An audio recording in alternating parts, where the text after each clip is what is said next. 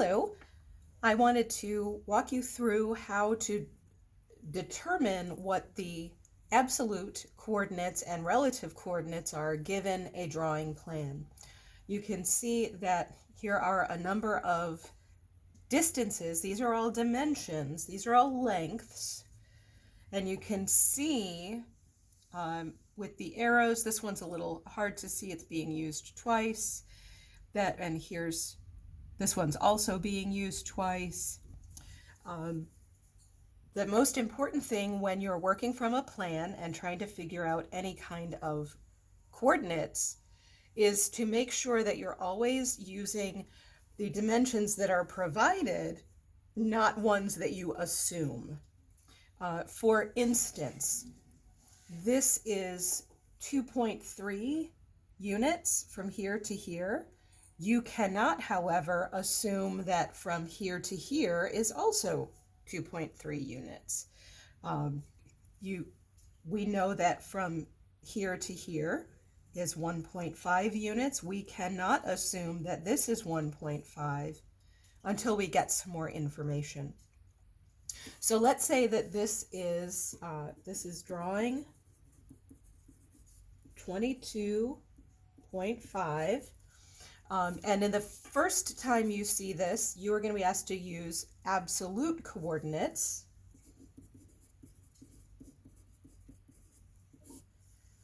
And remember, absolute uses the number sign and then the x value, the x distance from origin, a comma, and the y distance from origin. So this is the x-axis, so all of the horizontal lines and their distance from origin, and then the y-axis, all of these vertical lines, essentially their length is their distance from origin. So remember, I want you to start right here with 0, 0. Now, the first one that I encounter is this one right here. That is a vertical distance. So I don't know the x, but I know that the y value is 1.5. Now, this is all distance from origin, so because I'm starting at 0, I can use these distances to also construct my absolute coordinates. So now I need this distance here.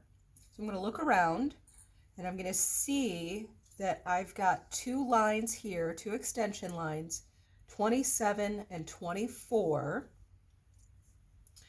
but it looks symmetrical. It may be, I don't know. So the difference 27 minus 24 is 3. And then if I look here, I see that this is 1.5. So 3 minus 1.5 tells us this distance here, which also happens to be 1.5. Could I have guessed? Sure. Would I have been right? Who knows? So now let's go ahead and look. We've got to find something that tells the distance between these. I see here this is 3. And this is 24 minus 18 is 6. Is it? No. Yes, it is 6. Minus the 3 tells us that this is 3. So that one going horizontally is 3, so 1.5 plus 3 is 4.5, but I don't know the distance here. So I know that this is 4.5 to the right of origin, but I don't know how far above origin it is. I know that this is 1.5.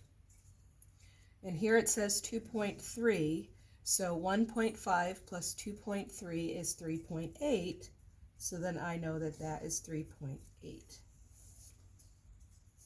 And you just keep going in that fashion. So here, for instance, the distance between here is 15 minus 13, and it tells us this is 1 See, it's pointing to that space. So I'm going something to the right, and then 4.8 because I'm one more above origin. And then same thing here. It says that this is 1, and the distance, total distance between these two is 2, minus 1 is 1, so then that must be 5.5 units to the right of origin. Remember, if it was to the left or below origin, it would be a negative number. Remember, you can use this in the command line window as well as in the dynamic input, but if you use the command line window, it's optional. So, all right, and then you would just keep going. You have to be very careful. Notice we're only given some pieces of information, and you have to derive the rest from what is given, not from what you are guessing. And I will tell you that this distance is smaller than this distance just by a little bit. Okay, so now let's try for relative coordinates. Absolute coordinates are actually the easier part, in my opinion, but you may find otherwise. So relative, and remember the symbol for relative coordinates is the at symbol because you're going that distance from where you are at. Again, you are going an x distance away from where you are at, comma, the y distance from where you are at. So really you need to plan where you're going to start. Now remember, with relative coordinates, many times you're not given a starting point, you're just given a plan like this with distances. And so here we from our previous exploration of this plan, we know that this is 1.5, but so is this, which means since they're the same distance, that must be a 45-degree angle. So from wherever we're starting, we could say at a distance here less than 45 degrees. And that's actually a really good way to do it. Or we could say at 1.5, 1.5. Now you may say, well, that's the same as the absolute. It just happens to be when we get farther away, you will see that it really depends on from where you are starting. So if we started here and then went here, now let's go across. So this will be our third point, and let's say this will be our fourth point. And you can choose any direction. There's so many different ways you can choose. Maybe you start at this point. Maybe you start in the inside. It's completely up to you. You've got to do the math to figure out all of those distances. And just like with determining your absolute coordinates, I truly recommend do all this math up front, and then the CAD is a breeze, okay? This is not, doing all this math is not drawing. I don't want you to consider it as part of your drawing time, unless you want to, and specify that this is just you doing your math. I think I included it in my time, and so you can as well.